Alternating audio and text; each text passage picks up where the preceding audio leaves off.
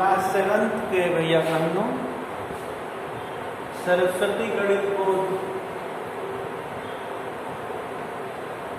पुस्तक से ये वीडियो जारी किया जा रहा है। मैथ सब्जेक्ट है, मैथ एक्सरसाइज 1.2। एक्सरसाइज 1.1 आप लोगों को पहले ही भेजा जा चुका है, वीडियो गया होगा। तो एक्सरसाइज 1.2 शुरू करने से पहले कुछ पूर्णांकों का योग की संक्रिया पर कुछ नियम। पूर्णांकों का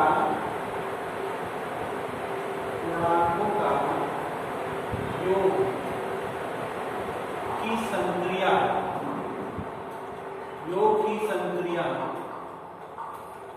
पर नियम।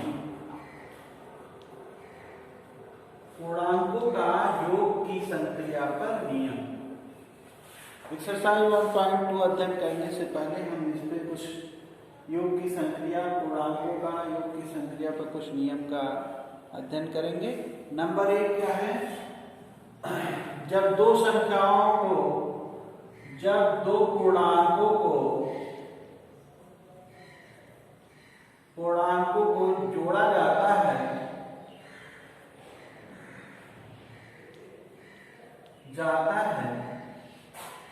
तो एक पूर्णांक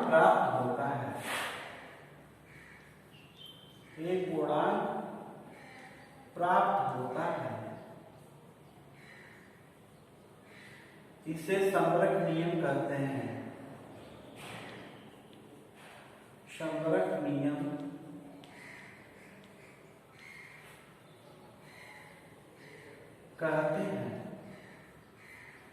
यानी दो पूर्णांक यदि ए है और दूसरा बी है तो तीसरा हमें एक पूर्णांक सी प्राप्त होगा।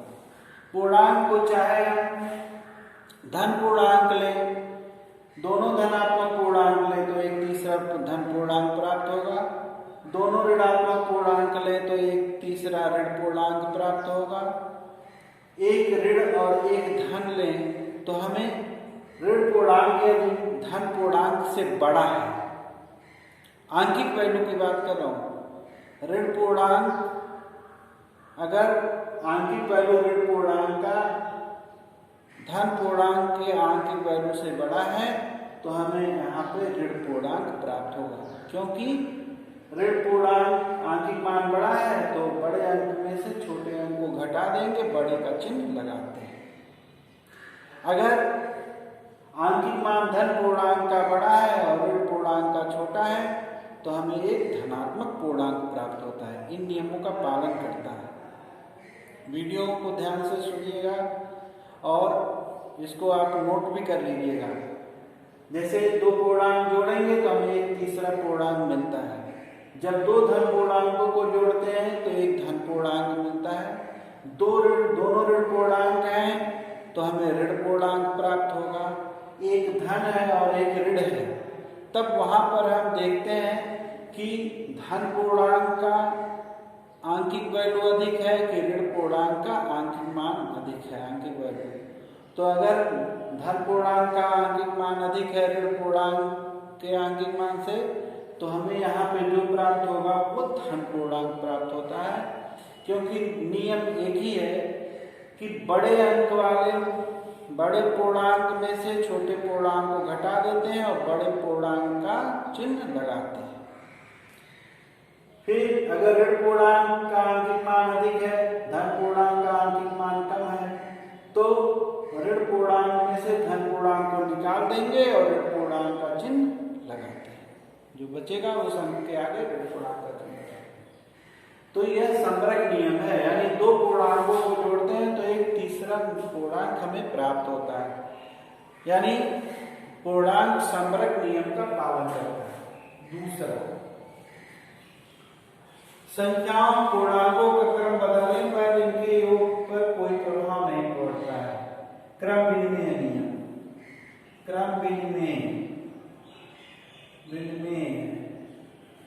नियम।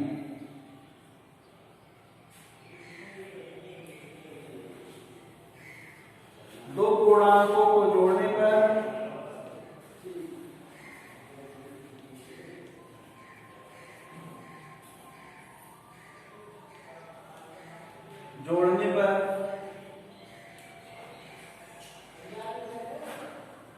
और पुनः उनके क्रम को बदल कर जोड़ने पर और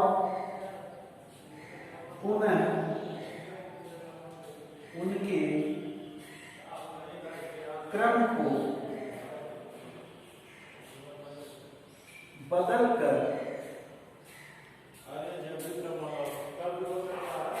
कर जोड़ने पर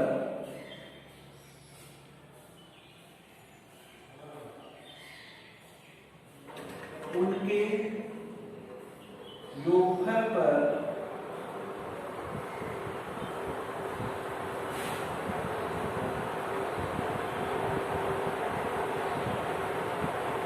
कोई प्रभाव नहीं पड़ता है।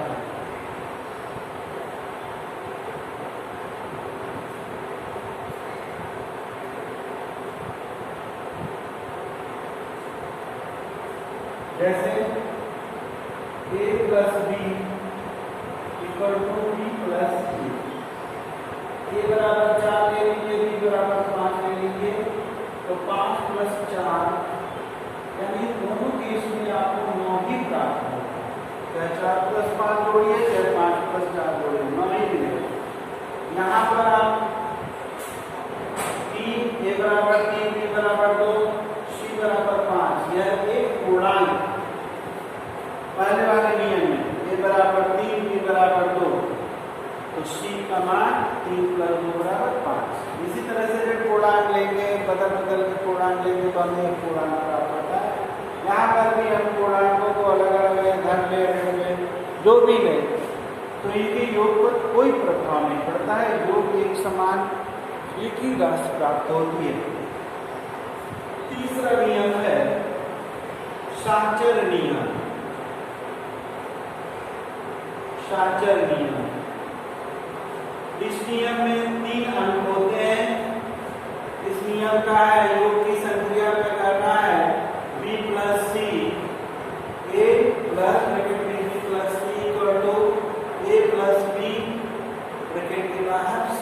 यहाँ तो देख लीजिए a बराबर 3, छोटा छोटा example, 2 plus 4 equal to 3 plus 2 plus 4।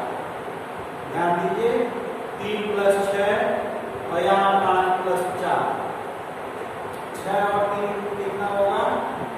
9 होगा, बराबर 5 9।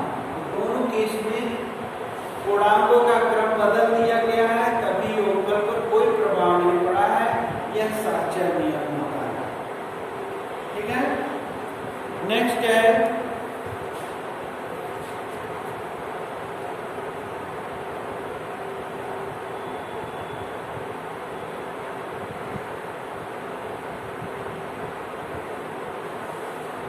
चौथा नियम। किसी भी पूर्णांक में जब हम शून्य जोड़ते हैं तो हमें वही पूर्णांक प्राप्त होता है। किसी भी पूर्णांक में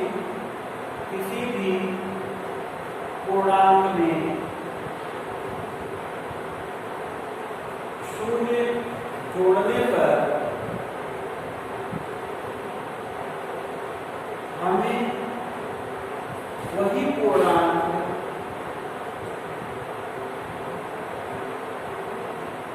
प्राप्त होता है।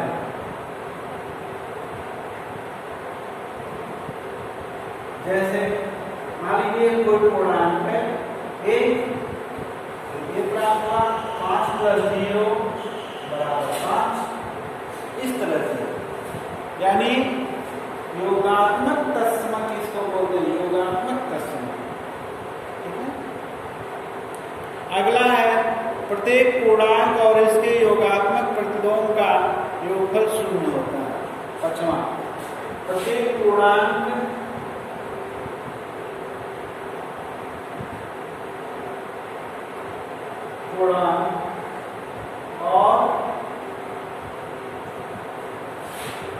पूर्णांक और इसके योगात्मक प्रतिलोम और इसके योगात्मक प्रतिलोम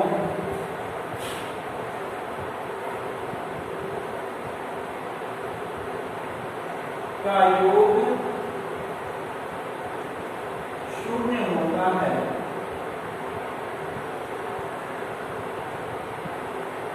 जैसे कोई पूर्णांक है ए का योगात्मक प्रतिलोम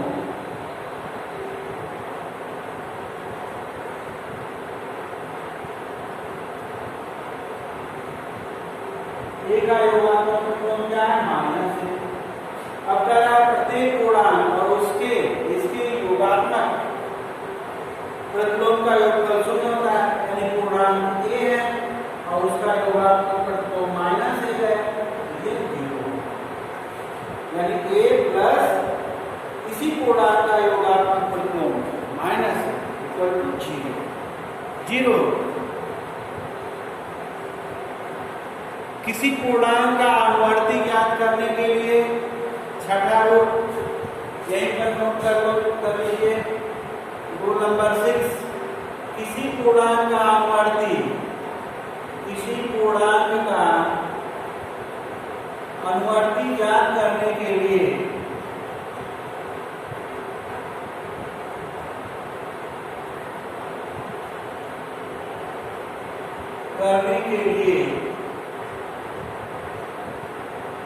पूर्णांक में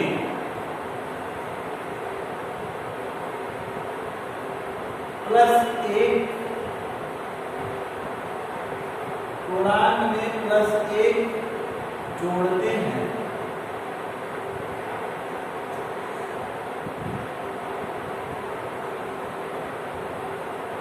जैसे मान लीजिए ऋण 3 का अनुवर्ती ज्ञात करना है। ऋण 3 का अनुवर्ती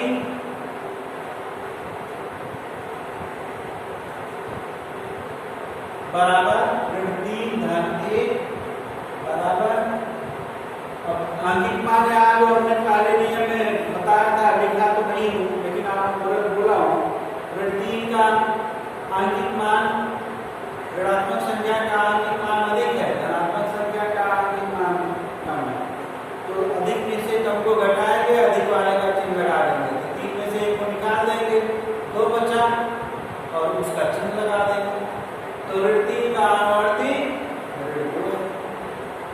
इस तरह से ये रूल याद होना चाहिए पूर्णांकों से संबंधित। तब गणित की संक्रिया जो आपका एक्सरसाइज है वो लगेगा, अन्य जीवन में भी आगे भी काम आएगा, लेकिन नहीं यहीं पर काम आएगा, ऐसा कुछ नहीं है। तो आप लोग रूल याद रखिए। आगे क्वेश्चन नंबर 1 है। यहाँ ये एक तरह का क्या कहते हैं इसको, परीक्षाओं में आता है यह क्वेश्चन, तार्किक योग्यता। अभी इसको कहते हैं।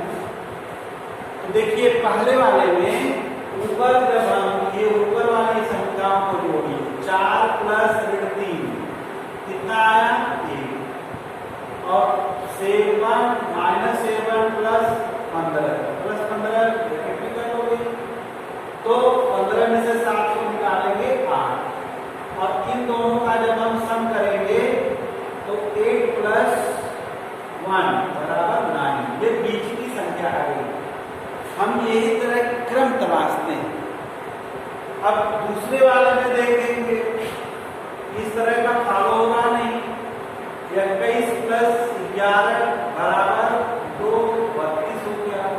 नीचे का ये लेंगे -9 + -13 जोड़ लीजिए भैया, दोनों ऋण संख्याएं हैं, दोनों जोड़ेंगे तो ऋण में उत्तर आएगा। संवर्ग नियम का ही पालन हो रहा है। 13 × 9 13 × 7 20 20 2 22।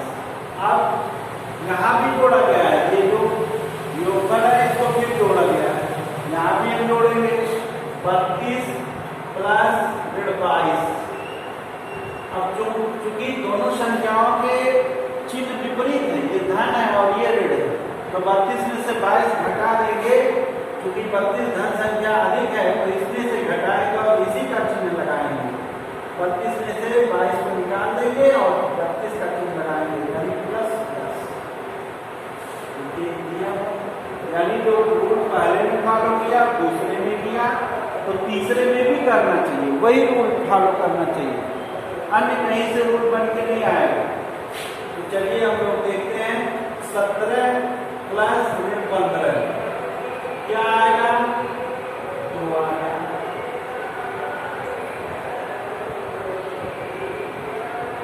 ऋण 18 + 14 धन 14 है।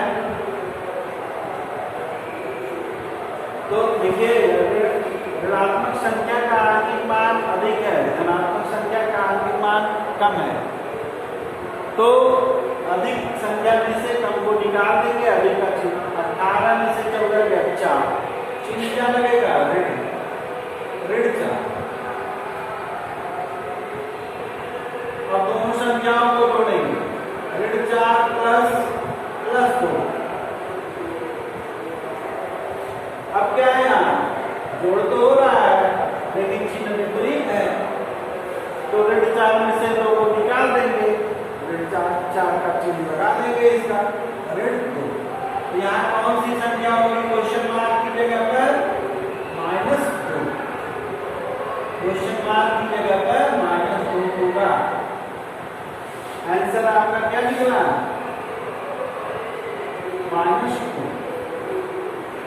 क्वेश्चन मार्क की जगह क्या बनेंगे,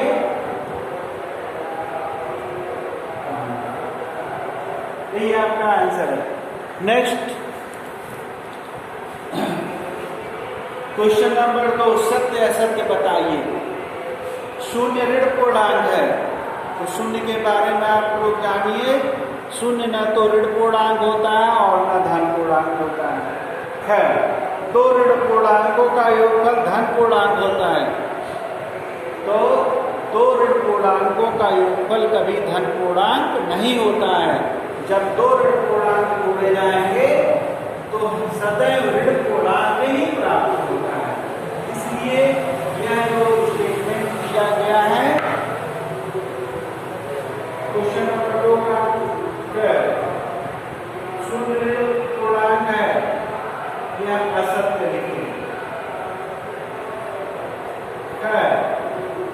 2 ऋण पूर्णांकों का योगफल धन पूर्णांक होता है, कभी धन पूर्णांक नहीं होगा, असत्य।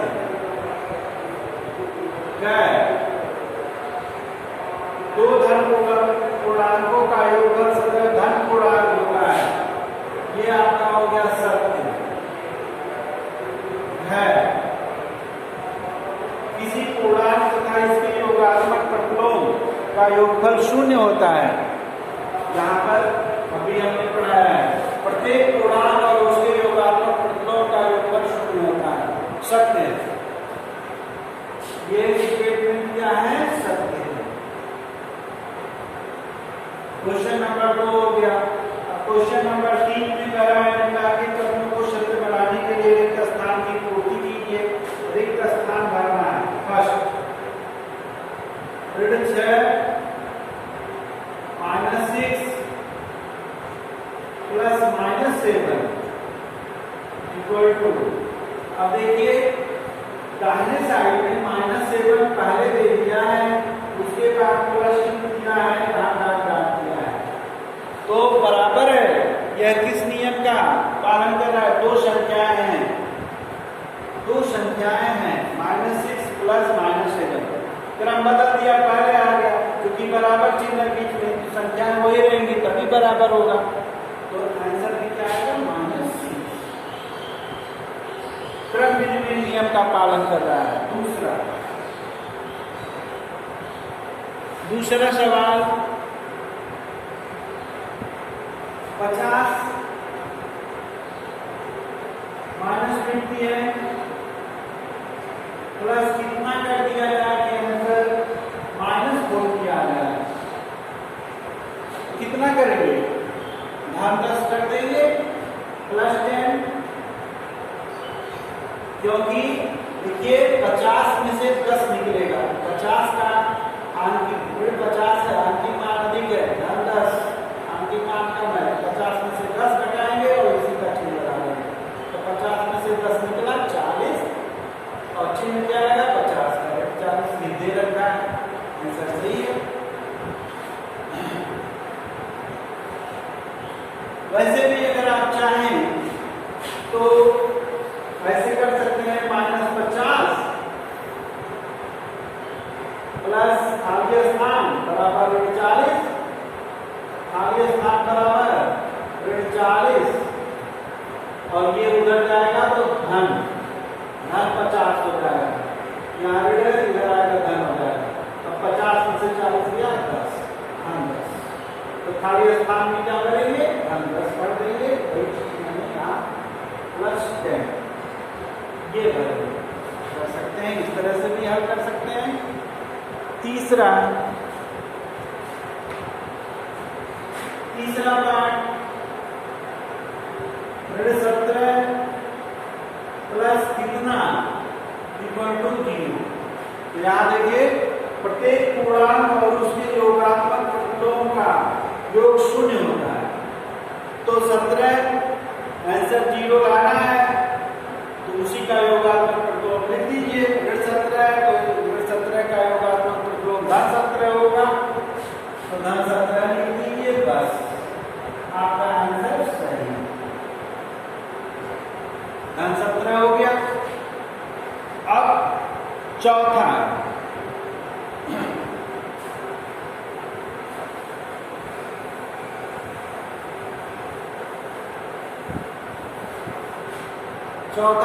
इसी क्वेश्चन का है, तीसरे का ही चौथा पार्ट, क्वेश्चन नंबर 3 का चौथा पार्ट है 13 plus -12 plus equal to 13 plus bracket में -12 प्लस -7। ये साहचर्य नियम है, योग का साहचर्य नियम, योग की संक्रिया पर साहचर्य नियम। 3 अंक है, 1 2 3, यहाँ भी वही अंक है। देखिए 13 है तो 13, 12 है तो 12, अगला अंक गायब है, अगला अंक दे दिया तो -7 आप कर दीजिए